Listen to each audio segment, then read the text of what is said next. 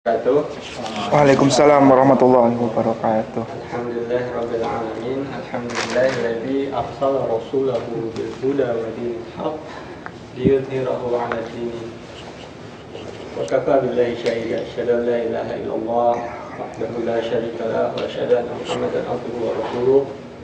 Allahumma shalli 'ala Muhammad wa 'ala ali Muhammad.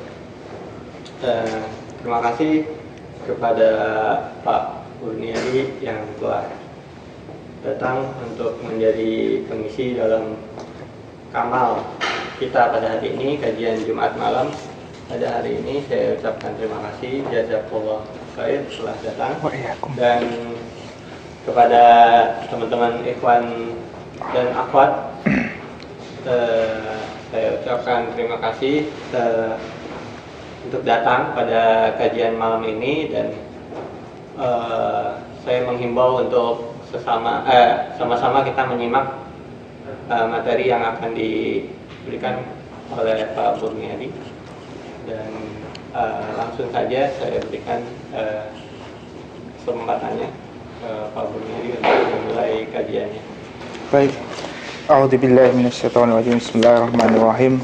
Assalamualaikum warahmatullahi wabarakatuh. Innal hamdalillah nahmaduhu wa nasta'inuhu wa nastaghfiruh wa na'udzu billahi min shururi anfusina wa min sayyiati a'malina may yahdihillahu fala mudhillalah wa may yudlilhu fala hadiyalah. Asyhadu an la ilaha illallah wa asyhadu anna Muhammadan abduhu wa rasuluhu la nabiyya ba'dah. Allahumma sholli ala sayyidina Muhammad wa ala alihi wa ashabihi wa mawalah. Rabbi shrah li sadri wa yassir li amri wahlul 'uqdatam min lisani yafqahu qawli, amma ba'du. Alhamdulillahirabbil alamin. Terima kasih atas kepercayaan yang diberikan. Pertama-tama adalah kita memanjatkan puji syukur kepada Allah Subhanahu wa taala yang telah memberikan kepada kita semuanya berbagai bentuk kenikmatan dan keberkahan yang tidak akan mungkin kita hitung satu persatu. Wabil khusus yaitu kenikmatan berupa iman dan Islam yang dengannya Allah Subhanahu wa taala melapangkan hati kita, memantapkan niat kita, dan kemudian mengumpulkan kita pada kesempatan malam hari ini dalam majelis ini. Semoga majelis ini dicatat Allah Subhanahu wa taala sebagai salah satu di antara majelis-majelis zikir dan majelis ilmu di mana para penghuni langit menyebut-nyebut orang-orang yang hadir di dalamnya sebagaimana disampaikan oleh Rasulullah sallallahu alaihi wasallam. Selanjutnya marilah kita sampaikan salawat kita pada Rasulullah Muhammad sallallahu alaihi wasallam yang telah membaktikan hidup beliau untuk menyebarkan ajaran Islam hingga kemudian sampai kepada kita semuanya di zaman ini. Selanjutnya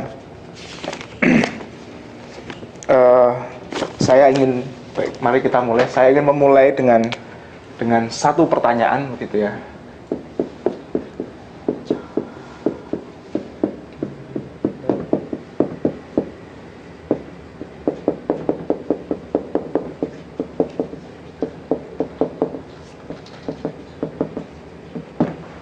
Jadi pertanyaan saya sederhana, bisakah Anda mencintai seseorang atau sesuatu yang benar-benar asing bagi Anda? Tenang aja, saya tahu ini materinya akidah, bukan materi munakahat gitu. Saya paham itu.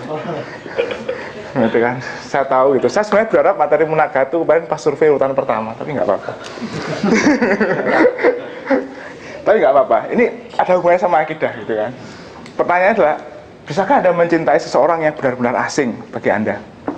Jadi kalau misalkan yang akhwat lagi jalan gitu di jalan, terus kemudian ada seorang laki-laki menghentikan langkah Anda, terus kemudian melamar Anda gitu kan, maukah Mbak menikah dengan saya mencintai Mbak gitu. Apa yang kepikir? Wong iki edan gitu. Jadi faktanya seperti itu. Kita itu tidak bisa mencintai sesuatu yang benar-benar asing bagi diri kita. Begitu kan. Mengapa pertanyaan ini penting dan berhubungan dengan akidah kita gitu. Jadi kalau kita lihat agama kita begitu ya, biasanya kalau kita tanya kepada non muslim atau orang yang orang yang tidak beragama Islam, apa pendapat tentang Islam? Biasanya bilang Islam itu agama yang berat, harus ini, harus itu gitu kan, harus sholat 5 waktu gitu kan, puasa itu pun berat gitu kan. Begitu. Kalau dulu teman-teman TK itu pernah ada yang bilang, waktu kerja ditanya, kamu kok enggak makan? Saya puasa. Puasa itu apa? Enggak makan dari habis subuh sampai matahari terbenam. Wah, kok kamu kuat? Iya, berapa lama itu? 30 hari. Loh, kamu bisa mati loh. Begitu kan? Agama yang berat begitu kan. Tapi sebenarnya apakah agama kita, apakah Islam ini isinya hanya halal haram begitu ya? Halal haram makanan gitu, terus kemudian tanggung jawab larangan yang berat-berat begitu kan? Apakah hanya itu saja begitu? Kalau kita mau melihat ke dalam begitu kan, dari sebuah bangunan keislaman ini, maka sesungguhnya inti atau fondasinya itu adalah keimanan, iman begitu. Nah, apa sebenarnya ekspresi iman? Ekspresi iman kita yang paling mendasar adalah 2 kalimat syahadat yang kita ucapkan, yaitu asyhadu alla ilaha illallah wa asyhadu anna muhammadan abduhu wa rasuluh. Kalimat asyhadu yang biasanya diterjemahkan sebagai aku bersaksi memiliki makna yang sebenarnya lebih luas, yaitu sebuah pernyataan, sebuah sumpah, dan sebuah janji. Tentang apa? Tentang la ilaha illallah, bahwa kita tidak ada ilah kecuali Allah Subhanahu wa taala. Begitu kan? Nah, apa sebenarnya makna dari tidak ada ilah selain Allah, begitu kan? Kita sering melihat terjemahannya sederhana saja, tiada Tuhan selain Allah. Padahal makna kata Tuhan itu diambil dari bahasa Sanskerta yang artinya adalah kepala para dewa, konon seperti itu. Sedangkan dalam bahasa Arab sendiri yang namanya kata ilah itu, begitu kan?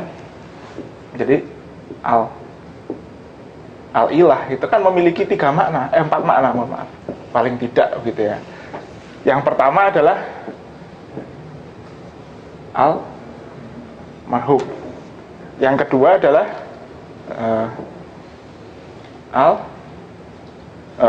sebentar, saya lihat ropeannya dulu. Al-marhub. Sorry, ini ada wawunya, lupa. Yang keempat adalah al-mahbub. Yang kelima adalah al-matsbu. Keempat. Begitu kan? Jadi kalau kita lihat apa makna al-marhub?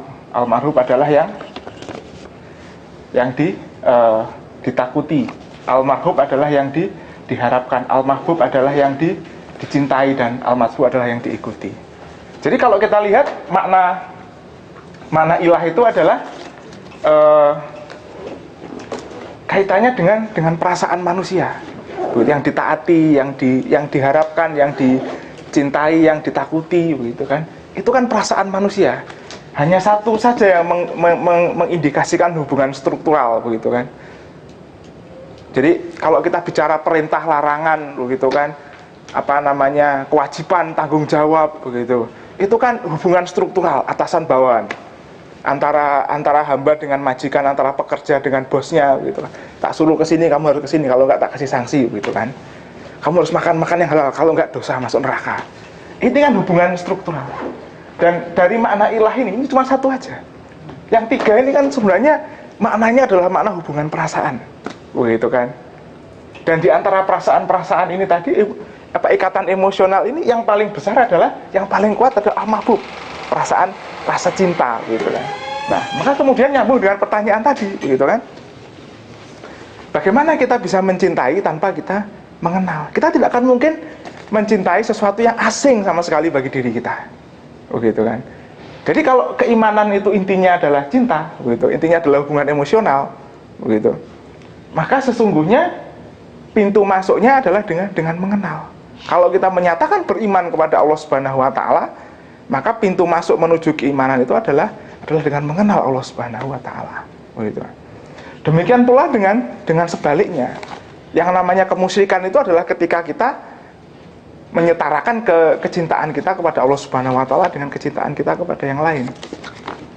Misal Allah sampaikan di dalam Quran surat Al-Baqarah ayat 165, begitu kan. Wa minan nasi may yattakhidhu min, ada yang bisa membacakan apa artinya? Al-Baqarah 165. Saya biasanya gini. Tolong dibacakan. Ya, silakan dibacakan artinya. Nah, biar teman-teman semua nanti kebagian.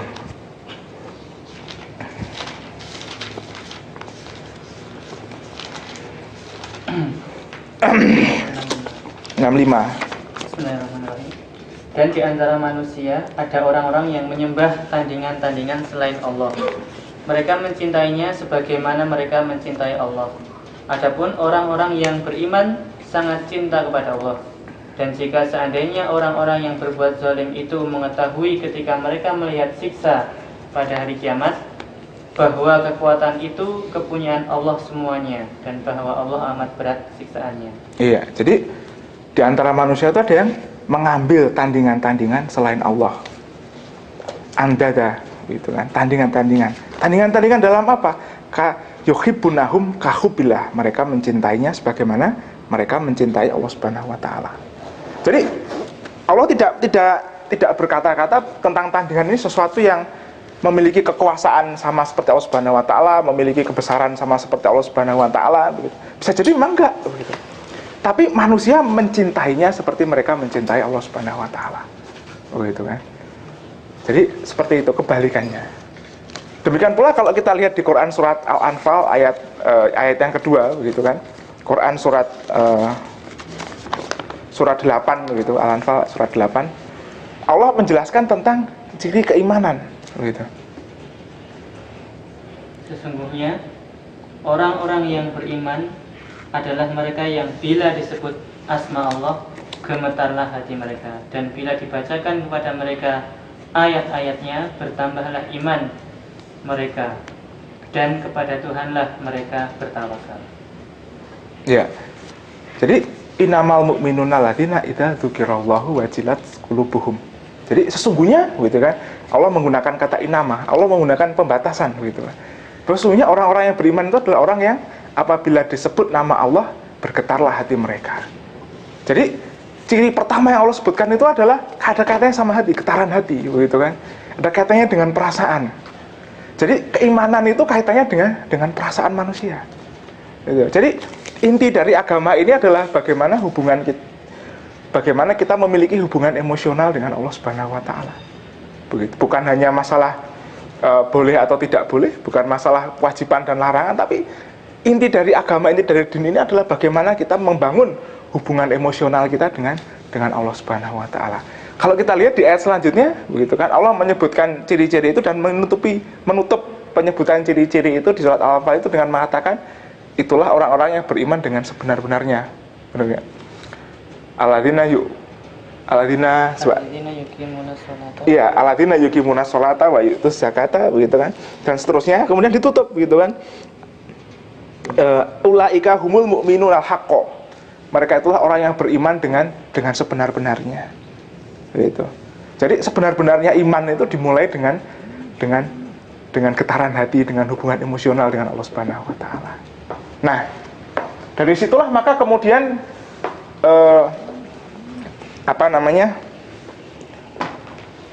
saya hapus dulu. Penting bagi kita untuk mengenal siapa Tuhan kita, siapa ilah kita, begitu kan. Penting sekali bagi kita untuk mengenal. Kita tidak akan bisa membangun hubungan dengan Allah Subhanahu wa taala kalau kita tidak mengenal Allah Subhanahu wa taala. Begitu. Nah, demikian pula dengan manusia. Misalkan kalau di ayat tentang nikah itu ya, Allah kan menyatakan begitu kan. Dan di antara tanda-tandanya Allah menciptakan pasangan bagi kalian dari diri kalian sendiri, begitu kan. An khalaqalakum min anfusikum azwaja litaskunu ilaiha, agar kalian merasa tenang kepadanya. Wa ja'ala bainakuma mawaddata wa rahmah. Begitu. Jadi rahmah yang merupakan atau kasih sayang yang merupakan bentuk ekspresi lain dari cinta itu Allah tempatkan paling akhir, begitu kan. Allah mendahulunya dengan rasa tenang, mendahului dengan mawaddah. Mawaddah itu apa? Physical love. Cinta yang ditimbulkan karena ketertarikan fisik. Begitu. Jadi cinta yang yang kalau orang bilang platonic love itu munculnya belakangan, begitu kan. Didahului dengan kedekatan fisik dulu, seperti itu. Nah, demikian pula dengan mahabbah kita kepada Allah Subhanahu wa taala, keimanan kita. Kalau kita tidak mengenal Allah Subhanahu wa taala, kita tidak bisa merasakan, begitu kan, sifat-sifat Allah Subhanahu wa taala di dalam hati kita, ya kita tidak bisa merasakan keimanan. Seperti itu. Maka kemudian kita perlu belajar bagaimana kita mengenal Allah Subhanahu wa taala. Bagaimana kita bisa makrifah kepada Allah Subhanahu wa taala. Nah, jalannya cuma ada satu. Karena Allah Subhanahu wa taala itu kan unseen, tidak bisa kita lihat, tidak bisa kita rasakan oleh indera kita. Maka jalan kita mengenal Allah cuma satu, yaitu melalui sebentar. Mohon maaf. Yaitu melalui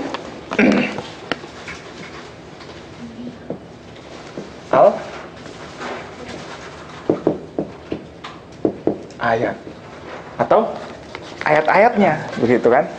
Mohon maaf, saya berdiri aja. Asam uratnya sudah mulai banyak ini. Baik. Terima kasih. Kalau lebih dari 10 menit gering-gingen.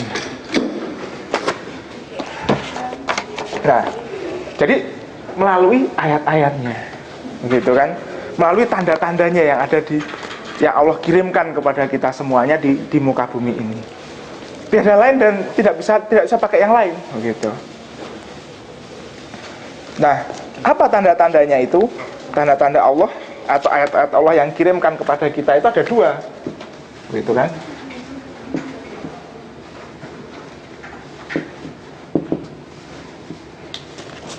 Jadi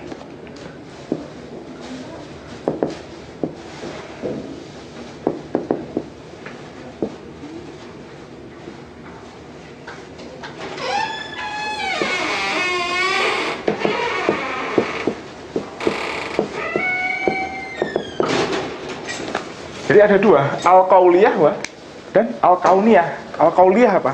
Ayat-ayat yang disampaikan oleh Allah Subhanahu wa taala secara langsung melalui rasulnya, al-qauliyah. Dalam hal ini adalah Al-Qur'an bagi kita. Al-kauniyah apa? Ayat-ayat Allah yang ada di alam semesta, yang berupa ciptaan-ciptaannya dan lain sebagainya. Nah, mari kita lihat sebuah ayat yang cukup terkenal begitu di akhir Quran surat Ali Imran, dimulai dari ayat yang ayat yang ke-190.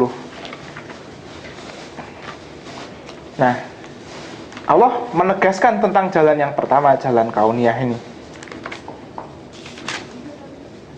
A'udzubillahi minasyaitonirrajim.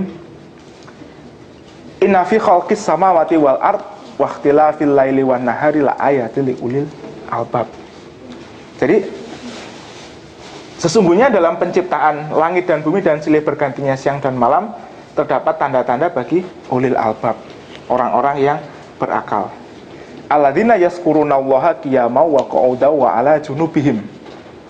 Jadi orang-orang yang selalu mengingat Allah dalam kondisi berdiri, duduk dan berbaring atau dalam berbaring. Wa yatafakkaruna fi khalqis samawati wal ard, dan mereka selalu memikirkan tentang penciptaan langit dan bumi. Rabbana ma khalaqta hadza batila subhanaka faqina adzabannar. Jadi inilah ciri-ciri orang yang berusaha untuk mengenal Tuhannya melalui ayat-ayat kauniyahnya. Jadi proses mereka memikirkan tentang memahami ayat-ayat kauniyah itu menghasilkan Rabbana ma khalaqta hadza batila subhanaka faqina adzabannar. Jadi mereka memahami kemudian bahwa sesungguhnya apapun yang ada di muka bumi ini tidak ada yang sia-sia, tidak ada yang batil. Artinya apa? Allah selalu memiliki tujuan ketika menciptakan segala sesuatu. Dan segala sesuatu yang diciptakan dengan tujuan itu artinya segala sesuatu itu didesain, dirancang. Begitu. Jadi kalau kita di dalam bidang ilmu kita, teknik ini semuanya mesti paham kalau kita merancang sesuatu mesti ada tujuannya, gitu kan. Dengan ngerancang sirkuit yang elektron mesti ada tujuannya, gitu kan. Sirkuit yang tidak ada tujuannya itu sirkuit yang tidak ada gunanya apa-apa, gitu. Yang mesin kalau ngerancang robot mesti ada tujuannya juga. Rancang mekanisme ada tujuannya juga. Kalau kita merancang sesuatu mesti ada tujuannya, gitu. Jadi kalau sampai pada kesimpulan bahwa ma khalaqta hadza batila, artinya apa? Tidak ada yang diciptakan sia-sia, selalu ada tujuannya. Selalu ada fungsinya, ada tujuannya, ada maksudnya. Bukan hanya kebetulan ada di situ, gitu. Nah, Yang menarik adalah ayat 193. Jadi ulil albab ini kemudian mengatakan, Rabbana innana sami'na munadiya yunadi lil imani an aminu bi rabbikum fa amana. Jadi mereka, ya Tuhan kami, gitu kan, sesungguhnya kami mendengar seruan orang-orang yang menyeru kepada keimanan, berimanlah kamu kepada Tuhanmu, maka kami pun beriman. Jadi pemahaman terhadap ayat-ayat kauniyah ini membuat mereka, begitu kan, bersegera, mampu untuk bersegera kepada seruan-seruan keimanan. Gitu. Jadi pemahaman mereka terhadap ayat kauniyah ini membuat mereka bersegera, begitu. Mudah sekali menyambut seruan-seruan keimanan. Jadi orang-orang yang mengenal Allah Subhanahu wa taala dengan baik, memiliki ma'rifat yang baik, akan mudah untuk menjawab ajakan-ajakan kepada keimanan. Begitu. Nah, di ayat yang lain Allah Subhanahu wa taala juga menyampaikan di dalam Quran surat 41 ayat 53. Kalau ada Quran di Androidnya bisa dibuka juga, silakan. Quran surat 41 ayat 53.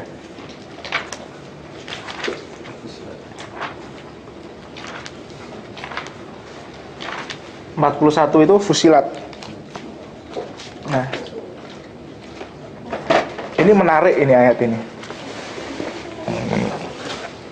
Ayat ini, iya silahkan. 53. Kami akan memperlihatkan kepada mereka tanda-tanda kekuasaan kami di segala wilayah bumi dan pada diri mereka sendiri, hingga jelas bagi mereka bahwa Al-Quran itu adalah benar. Tidaklah cukup bahwa sesungguhnya Tuhan menjadi saksi atas segala sesuatu. Ya, jadi a'udzubillahi minasyaitonirrajim, sanurihim ayatina, kami akan perlihatkan kepada mereka ayat-ayat kami, fil afaqi wa fi anfusihim, di segala penjuru ufuk dan di dalam diri mereka sendiri. Jadi ayat-ayat Allah yang ada di penjuru alam semesta dan ada di dalam diri kita, oleh Allah akan diperlihatkan, akan dibuktikan, sehingga hatta yatabayyana lahumul annahul haq, sehingga terbuktilah apa yang ada di dalam Al-Quran itu benar. Jadi al-ayatul kauniyah itu Allah berjanji bahwa ayat-ayat yang ada di dalam semesta ini suatu saat, begitu kan, akan membuktikan kebenaran ayat-ayat kauniyah ini, begitu. Awalam yakfi bi rabbika annahu ala kulli syai'in syahid. Dan apakah Tuhanmu tidak cukup bahwa sesungguhnya Dia menyaksikan segala sesuatu. Jadi inilah kaitan antara ayat kauliyah dan ayat kauniyah. Jadi Allah Subhanahu wa taala akan menggunakan ayat-ayat kauniyah untuk membuktikan kebenaran ayat-ayat kauliyah. Jadi di dalam agama Islam itu tidak ada konflik antara religion dan science gitu, seperti yang terjadi di Renaissance gitu kan, ketika kemudian para ilmuwan memisahkan diri dari gereja. Tidak ada konflik antara science and religion, karena bagi kita, begitu kan, al-ayatul kauniyah adalah jalan menuju ma'rifatullah, sebagaimana pula ayatul kauliyah. Al-ayatul kauniyah suatu saat akan membuktikan kebenaran al-ayatul kauliyah, begitu. Jadi di dalam agama kita bisa kita katakan bahwa ilmu itu adalah jalan menuju Allah Subhanahu wa taala. Mengkaji ilmu itu adalah jalan menuju ma'rifat, jalan menuju mengenal Allah Subhanahu wa taala, dan mengenal Allah Subhanahu wa taala merupakan pintu masuk menuju keimanan. Nah, saudara-saudara semua yang dirahmati Allah Subhanahu wa taala,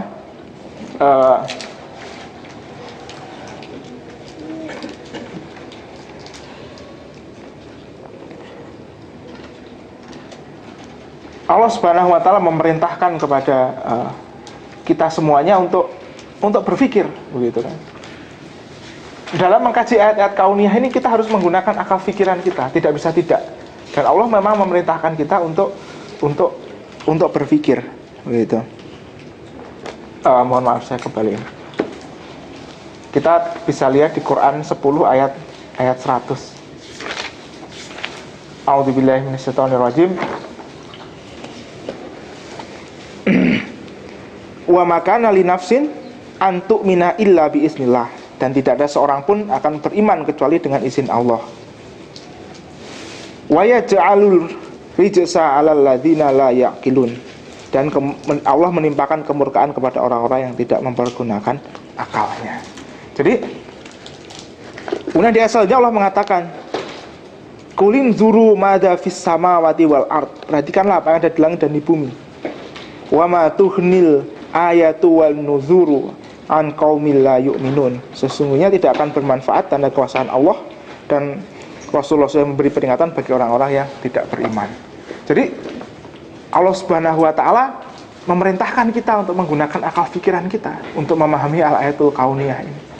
Begitu. Dan itulah kenapa kemudian manusia itu memiliki keistimewaan ketika dia diciptakan. Kalau kita ingat kisah penciptaan manusia, Allah berkata kepada para malaikat begitu kan, aku akan menciptakan khalifah di muka bumi. Kemudian para malaikat protes, kenapa Allah menciptakan di muka bumi ini makhluk yang akan berbuat kerusakan dan menumpahkan darah. Tapi kemudian Allah membuat sebuah pembuktian kepada para malaikat. Setelah Allah menciptakan Adam, Allah mengajarkan kepada Adam kemampuan untuk memberi nama sesuatu, begitu kan? Dan kemudian memanggil Adam dan malaikat. Dan Allah meminta Adam menyebutkan nama-nama benda-benda, dan Adam mampu menyebutkan, begitu kan? Sedangkan kemudian malaikat mengakui, begitu kan? La ilma lana illa ma alam tanah. Tidaklah kami memiliki ilmu kecuali apa yang kau ajarkan kepada kami. Jadi Allah Subhanahu wa taala secara spesifik memberikan pesan kepada kita semua di dalam kisah ini bahwa Allah mendesain manusia itu secara khusus dengan memiliki kemampuan yang lebih dibandingkan makhluk yang lain. Kita memiliki kemampuan bahasa untuk berkomunikasi dan untuk berpikir, begitu kan? Kalau kita berpikir dalam otak kita, tidak ada yang berpikir dengan cara abstrak. Kita pasti menggunakan bahasa, begitu kan? Ketika kita memikirkan suatu masalah, proses dalam otak kita itu berjalan dengan bahasa, begitu. Kemampuan untuk bahasa memberikan kita kemampuan untuk mengklasifikasikan sesuatu, begitu. Membedakan satu hal dengan yang lain, memberi nama, begitu kan? Dan ini Allah sengaja berikan kepada manusia. Tujuannya apa? Agar kita bisa berpikir, memahami al-ayatul kauniyah ini, dan kita bisa bermakrifat kepada Allah Subhanahu wa taala. Begitu. Nah, di dalam ayat yang lain Allah juga menyampaikan, misal di dalam Quran surat 67 ayat 10 surat Al-Mulk. Begitu. Penyesalan tentang ahli neraka, penyesalan para ahli neraka. Ini menarik kalau kita baca. Gitu. Allah Subhanahu wa taala berfirman di dalam Quran surat Al-Mulk ini. Jadi di dalam Quran surat Al-Mulk ini ada terjadi dialog antara malaikat penjaga neraka dengan para penghuni neraka, begitu kan? Jadi para malaikat itu bertanya, gitu ya. Setiap kali ada manusia dimasukkan ke dalam neraka, begitu itu, para penjaga neraka itu bertanya, kullama ulqiya fiha faujun sa'alahum khazanatuha, begitu kan? Alam ya'tikum nadhir. Apakah belum sampai kepada kalian itu para pemberi peringatan? Kemudian orang yang masuk neraka itu menjawab, qalu bala qad ja'ana nadhirun fakadzabna. Begitu kan? Sungguh telah datang, benar ada para pemberi peringatan itu. Tapi maka kami mendustakannya, fakadzabna. Wa qulna ma nasallallahu min syai'in in antum illa fi dhalalin kabir. Allah tidak menurunkan sesuatu pun, kamu itu tidak lain hanyalah di dalam kesesatan yang besar. Jadi mereka menolak, mereka tidak mengakui al-ayatul qauliyahnya. Nah, di ayat 10 ini mereka kemudian mengungkapkan penyesalannya. Wa qalu law kunna nasma'u aw naqilu. Dan sekiranya, dan mereka berkata, kalau sekiranya kami mendengarkan atau memikirkan, gitu ya, makuna fi ashabis sa'ir, maka kami tidak akan menjadi penghuni neraka sa'ir yang menyala-nyala. Fa'tarofu bidzambihim fasuhqal li'adzabis sa'ir. Mereka mengakui dosa-dosa mereka. Jadi penyesalan mereka itu adalah karena mereka tidak mau mendengarkan ayat-ayat Allah dan mereka tidak mau memikirkannya. Begitu. Seandainya mereka memikirkan, mereka mengatakan, seandainya kami mikir, mau memikirkan ayat-ayat Allah, tentulah kami tidak akan jadi penghuni neraka. Jadi sesungguhnya proses kebalikannya pun berlaku gitu. Orang-orang yang mau memikirkan ayat-ayat Allah pasti akan sampai kepada jalan keimanan, seperti itu.